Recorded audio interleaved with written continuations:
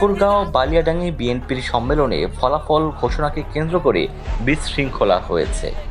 বিএনপির মহাসচিব মির্জা ফখরুলের ভাই জেলা বিএনপির সাধারণ সম্পাদক মির্জা ফয়সাল আমিনের গাড়িবহরে হামলা চালিয়েছে একই উপজেলা বিএনপির নেতাকর্মীরা।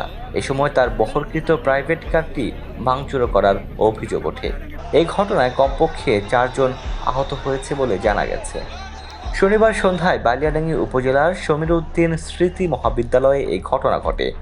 এতে প্রতিপক্ষের হামলায় 1 জন আহত হয়েছেন। উপজেলা নেতাকর্মীদের অভিযোগ, বালিয়াডাঙ্গি উপজেলা বিএনপির দ্বিবার্ষিক কাউন্সিলের ভোট শেষে গণনা নিয়ে টালবাহানা ও কারচুপি করে জেলা বিএনপির নেতাকর্মীরা।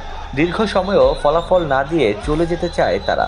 এতে ক্ষুব্ধ হয় উপজেলা বিএনপি নেতাকর্মীরা। আমাদের ফলাফলের 1 ঘন্টা আগে, অনেকক্ষণ আগে ফলাফল দেওয়ার ঘোষণা হয়ে গেছে, এখন ওরা ফলাফলটা আটকায় রাখছে।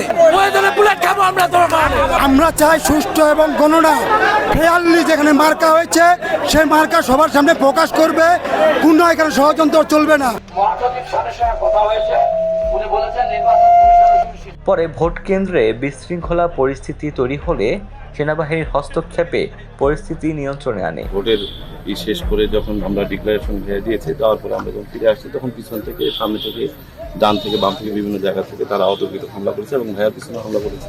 আমি চেষ্টা করেছি ভাইয়াকে সেভ করে সাইড করে দেওয়ার, আর এরপরেই তারা গাড়ির মধ্যে তো হামলা শুরু থেকেই করছিল, তারপরেও করছে। আমি এখন স্ট্যান্ডে এখানে দাঁড়িয়ে পূর্ণাঙ্গ রায় ঘোষণা করে উনি বের হয়ে যাচ্ছিলেন, তখন উত্তেজিত জনতা, যারা অন্ধকার এখানে ছিল, মানে মাঠের কোনো গাড়ি ছিল, তো এদিকে উনি যখন যাচ্ছিলেন তখন এদিকে বা তারা পিছনে চেয়ার ডিল মারছে।